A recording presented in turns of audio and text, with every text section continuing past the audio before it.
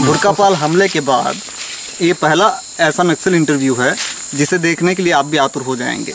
इस वक्त हमारे पीछे आप नक्सली सदस्यों को देख सकते हैं और साथ ही हम आपको डीवीसी जो डिविजनल कमेटी मेंबर जो होते हैं वो है हमारे साथ बने हुए हैं। इनका नाम है जगदीश। चेहरा ना दिखाने की शर्त पे हमें इंटरव्यू देने के लिए तैयार हुए हैं। इनसे हम बात करके जानते हैं बुरकापाल की सच्चाई क्या है।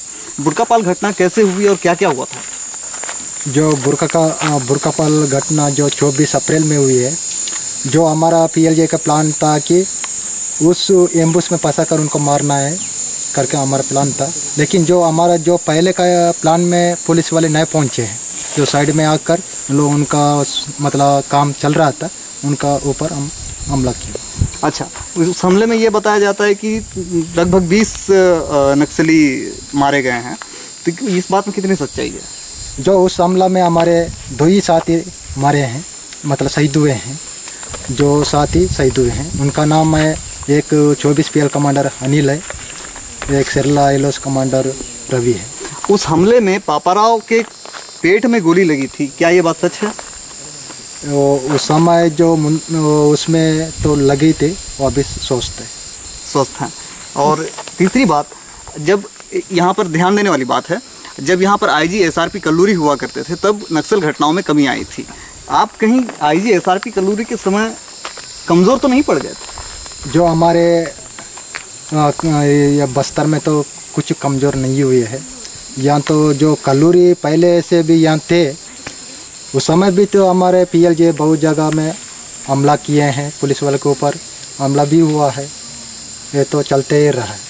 अच्छा, ये बताइए कि आप आदिवासियों की हक की लड़ाई की बात करते हैं, किस हक की लड़ाई की बात करते हैं? हम जल जंगल ज़मीन के लिए हम लड़ रहे हैं, जनता को हम संगठित कर रहे हैं, हम राजनीतिक रूप से उसको संगठित कर रहे हैं, हम लड़ रहे हैं। जल जंगल ज़मीन की रक्षा मतलब किस तरह की रक्षा कर रहे हैं आप लोग? किस तरह की लड़ाई है आपकी? जो हमारा लड़ाई है, यहाँ पर जो शासक वर्ग है, मतलब यहाँ शोषण कर रहे हैं जनता के ऊपर, उनसे लड़ाई है आपकी? उनके ऊपर हम लड़ाई कर रहे हैं। जब उनसे लड़ाई है तो यहाँ पर जैसे CRPF के जवान हैं, CF के जवान हैं, STF, DF, DRG के जवान हैं, उनकी जब हत्या करते हैं तब क्या उनके घर परिवारों की याद आपको नहीं आती कि कितनी तकलीफ उठाएंगे वो लोग अपने बच्चे को खोकर, अपने बेटे को खोकर, अपने पति को खोकर, अपने पिता को खोकर? क्या आपको इन सारी बातों का ख्याल नहीं आता? क्या वो आपके दुश्मन हैं? जो CRPF जो भी फोर्स है सरकार के, जो हमारे दुश्मन नहीं है, लेकिन जो शासक वर्ग के लिए, सुरक्षा के लिए उन लोग दलाल सामंती साम्राज्यवाद के लिए उन लोग काम कर रहे हैं।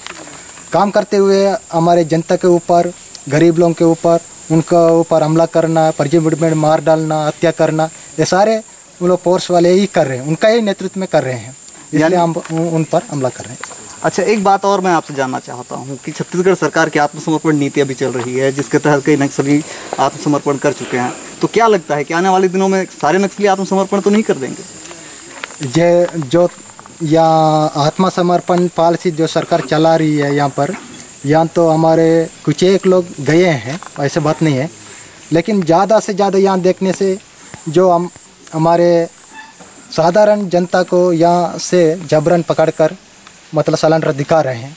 उस दिन मतलब यही मई में जो सिंतागुप्पा का पंडा है, वो CPI लीडर है, उसको भी पकड़ के ले जाकर सलेंडर करके बता रहे हैं, दिखा रहे हैं।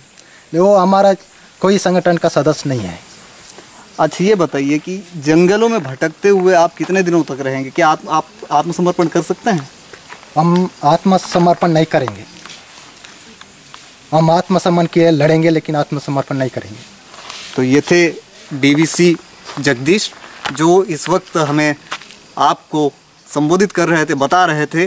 उनके इंटरव्यू में उन्होंने साफ तौर पर कहा है कि IG SRP कल्लूरी के रहते समय भी वे कमज़ोर नहीं थे और ना ही वो आत्मसमर्पण करेंगे। नक्सल नीति यानी कि जनवादी क्रांति, जैसा कि इन्हीं की जुबानी कहती है, उस पर ये अब डटे रहेंगे और किसी भी तरह से अपने क्रांति को रोकेंगे नहीं। युकेश चंद्राकर, स्वराज एक्सप्रेस, बीजापुर।